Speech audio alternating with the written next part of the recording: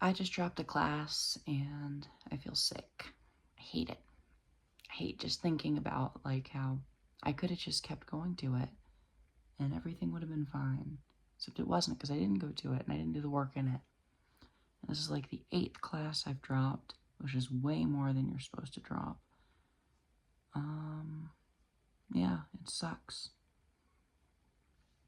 I honestly didn't particularly like this class. Like, the teacher was fine, but I just can't stand doing English 1101 and talking about like what a metaphor is, which, you know, is stupid. It's an easy class. I should just fucking do it. But I didn't, and I had to drop it. And I'm gonna get an F, except I'm not even gonna get another F because I've already tried this class and got an F, so I think it's just gonna stay. I hope that's how it works.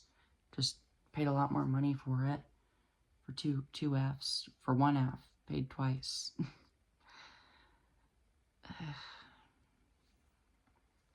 I've dropped other classes. One time I dropped a whole semester.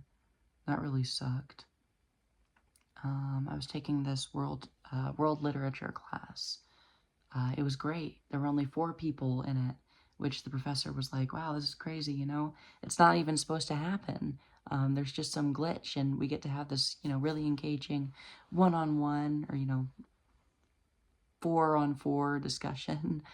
And yeah, like 4 or 5 weeks in, I was just boop, gone. I just stopped going to any classes. And I reached out to some teachers and said sorry, but some I didn't. I just felt really bad about that. You know, there's a lot of places that you are and then you aren't. And it just sucks to not have any kind of closure on those places once you leave, you know? I had a teacher in high school, freshman year, math teacher, who had to stop coming. I think his wife got really sick, and I think he ended up retiring or quitting or something. But, you know, one week we saw him, and then the next week he was just gone. And that's how it kind of feels, I guess, to have this thing that's there, and, you know, you have all this potential in it to get to know people or whatever, and then it's just gone. And all those things that you built up in your head about it, like, you know, maybe I'll do this, maybe I'll do that, maybe when we get to this part, I'll talk about this, maybe for this assignment, I'll write about this. They just don't happen. You don't get to have those communications.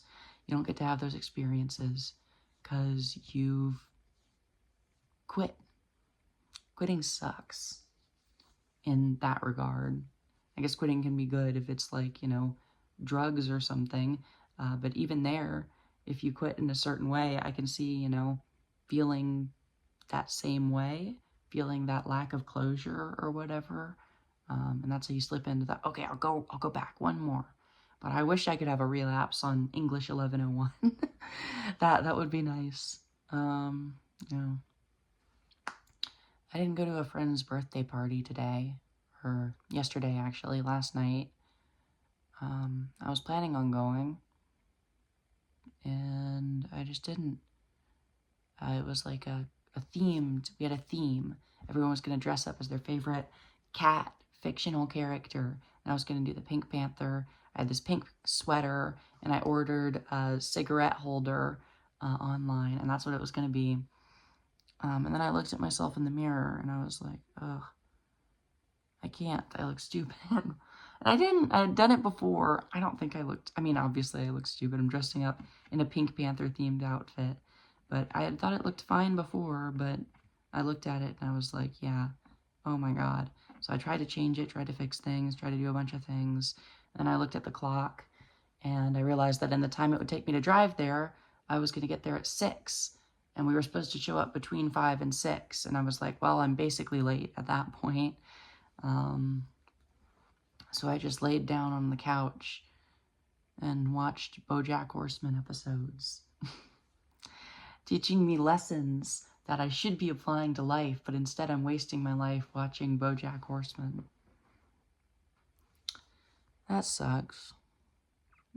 I'm thinking about that like season 1 plot where Todd's addicted to a video game.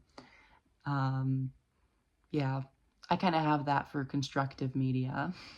You know, something that should be fine for, you know, anyone to just watch or play a game casually, or even teach you good lessons about how to spend your time and that kind of thing. Good life lessons. But it becomes like a problem when you're like addicted to it, to just watching a show or a YouTube channel or playing a game or something like that.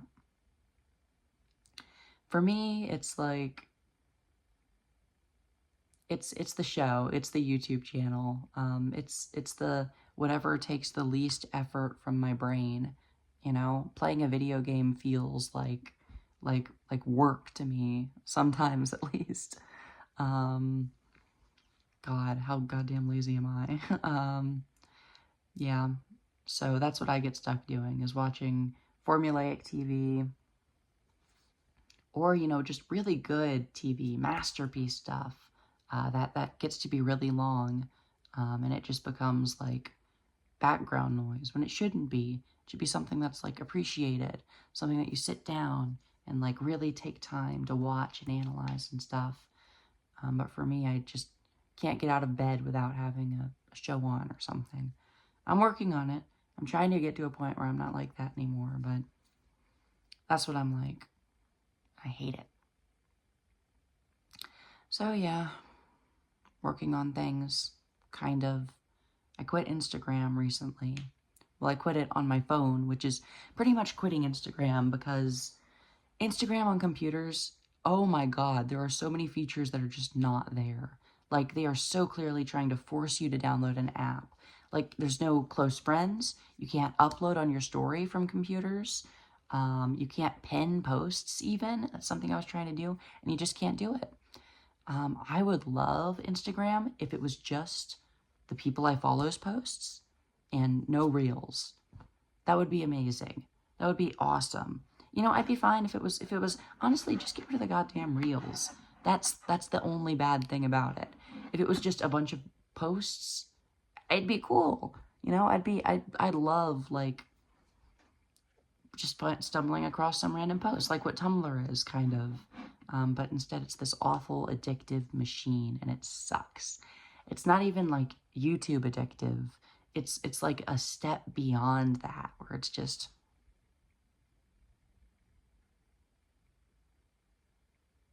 for hours, you know? And I hate it. I hate it so much. But like in these past few days when I've not been on, it's been like a week almost. It'll be a week tomorrow when I'm not on Instagram. I don't have it on my phone. I realized how often I just default to opening Instagram to look at shit. Yeah. And it's not even like looking for messages from friends, which is what I tell myself it is, or I told myself it was. That's the only reason I wanted it, really, was to look at messages from friends, look at their posts and that sort of thing. It's just wanting to look at something. And I guess when there's nothing from like no new messages, no new stories from people I know, then that something just becomes. And I can't stop it. So I stopped it. I cold turkey cut it. And there's not going to be a relapse. Although uploading stuff is hell. Like, really, it's the worst. To do stories, I use, do I have it over here? I don't have it over here. I think it's by my bed. My flip phone, which I got on some kind of lark that I was actually going to replace my smartphone, which I would love to do. The main thing keeping me on the smartphone right now is Discord, because that's where I do my work. I also probably couldn't email from the flip phone. Well, no, I think I could get Gmail on there. Yeah, that's where I am, working on digital dependencies. There's a lot to work on, because in many ways, society makes us dependent on these things. And, you know, they're necessary because we live in society. But in other ways, we can cut them because they're not really healthy. That's what's up with me.